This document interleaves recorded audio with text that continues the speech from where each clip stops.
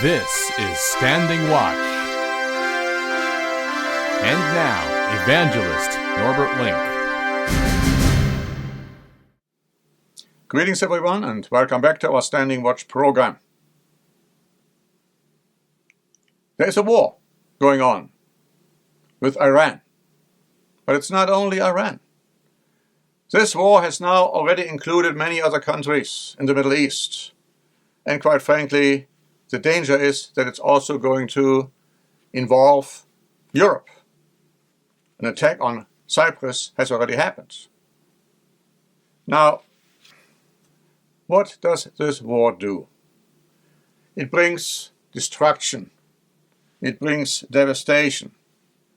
It brings the killing of many people, including innocent people. As we were told, a school was bombed and over 110 or so young girls were killed. That's what war does. It's a terrible curse. We have to understand that, my friends. War is a curse. It is not, in any way, shape or form, a blessing. Now, how did we get to that? How did this war start? The United States of America and Israel launched an attack on Iran on February 28, 2026. You might have heard the date, but did you realize that this was the holy Sabbath of God when this took place? The holy Sabbath, which starts at Friday sunset and goes to Saturday sunset. It was on that day when the attack was launched by Israel, a country which allegedly keeps the Sabbath. But Donald Trump, whose daughter and son-in-law are supposedly Sabbath keepers, on this day the attack took place.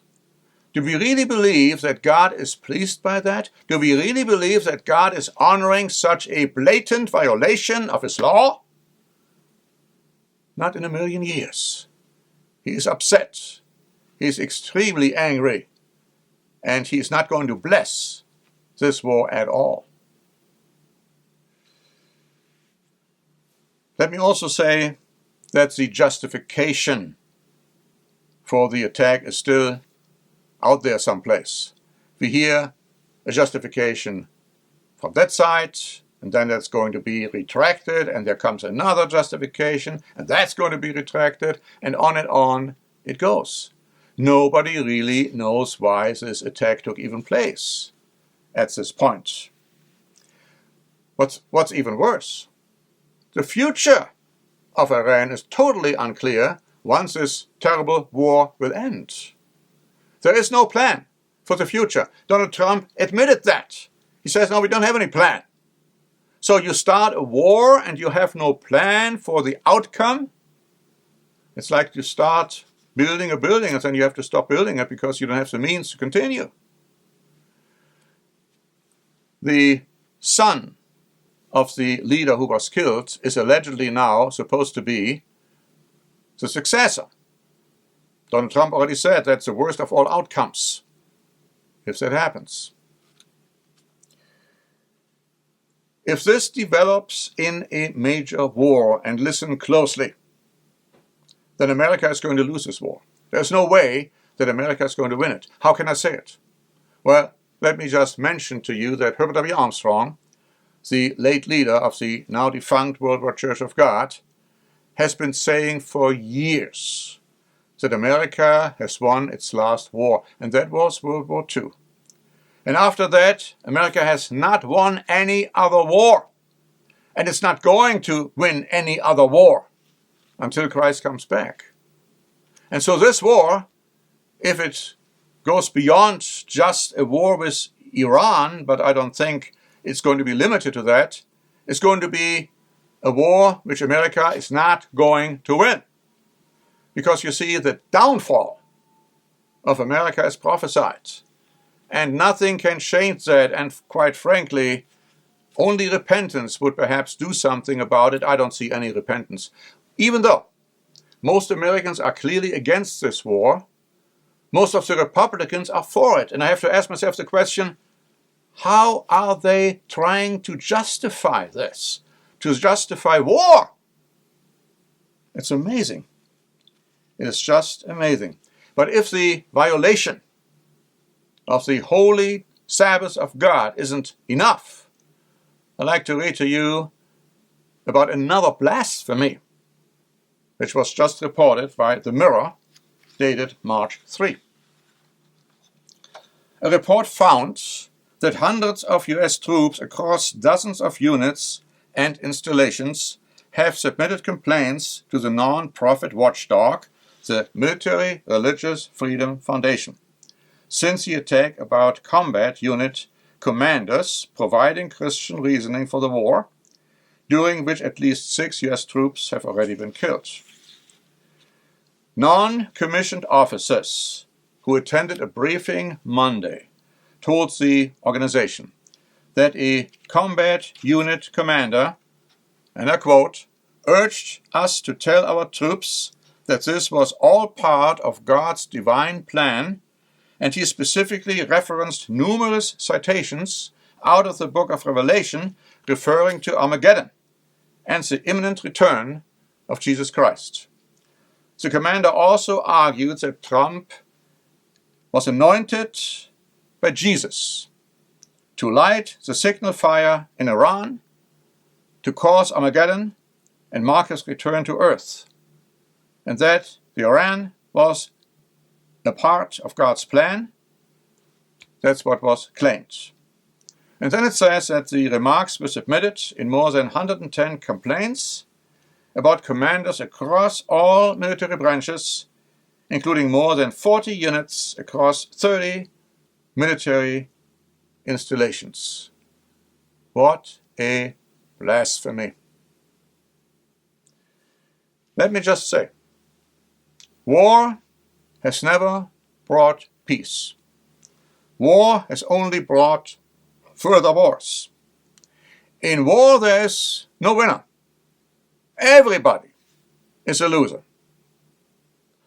You see the devastation already, all over the place. Think of the Russian-Ukrainian war. Terrible war. Where so many people died on both sides. So much destruction. Now, we profess to be Christians. We profess Christianity. But do we really believe what Christ has told us? You see, Christ is the Prince of Peace. He is going to come back to this earth to bring peace to this world. He will end war on earth. He will destroy all weapons of war. You find that in the Old Testament as well as the New Testament. You see, as the book of Isaiah tells us, people will then learn no war. They don't want to fight in war anymore then, because their minds will be changed. And they will beat their swords into plowshares. What did Christ say to Peter? What did Christ say to us? Put your sword away in its place, because everyone who takes a sword will perish by the sword. Now, do we believe that? If we don't believe it, we don't believe Jesus Christ. How can we then claim to be Christians? Satan is a destroyer. Satan is the one who brings destruction. Satan is the author of war. And Satan has deceived the whole world. Has he deceived you? Do you still believe that you can bring peace through war? Well, if you do, you are not a true follower of God the Father and Jesus Christ. Let us look at what the Apostle Paul had to say about wars. And I'd like to read from Romans chapter 3, beginning in verse 11. There is none who understands. He's talking about the people of this world. Do you understand? There is none who understands. There is none who seeks after God. Now we are looking after all the physical means to do what God tells us not to do. They have all turned aside. They have together become unprofitable. There is none who does good, no, not one. Their throat is an open tomb. With their tongues they have practiced deceit. Yes, we are being told all kinds of things why this war was necessary. It's all a bunch of lies. It's deceit. Are you deceived? The poison of asps is under their lips, whose mouth is full of cursing and bitterness. Their feet are swift to shed blood. Oh yes, how sweet are we, and how swift are we, I should say, to bring war to this world. Did you know that President Trump was actually elected based on the promise that he will stop all wars? And he has become the president who has started all wars more than any other president in recent history. It goes on to say in verse 15, their feet are swift to shed blood, destruction and misery are in their ways. Yeah, we can testify to that. Just looking at this war and looking at the destruction and the misery we have already witnessed. The way of peace they have not known. For sure not. They think they can bring peace through war. What a deceit. What a absolutely false concept. And there is no fear of God before their eyes, because if they had fear of God, they would know, no, war is not the solution. War is never the solution. We have prepared a free booklet. Should you fight in war? You see, the world is all for war, and you are living in this world. I understand that.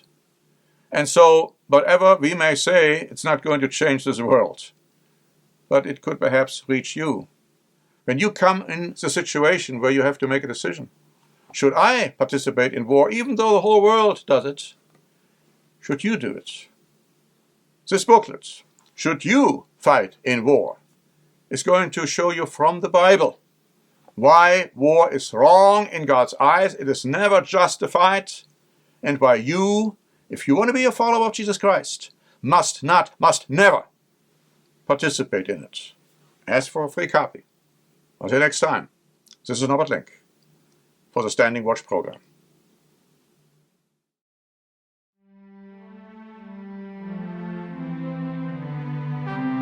Standing Watch is a presentation by The Church of the Eternal God, P.O. Box 270519, San Diego, California 92198.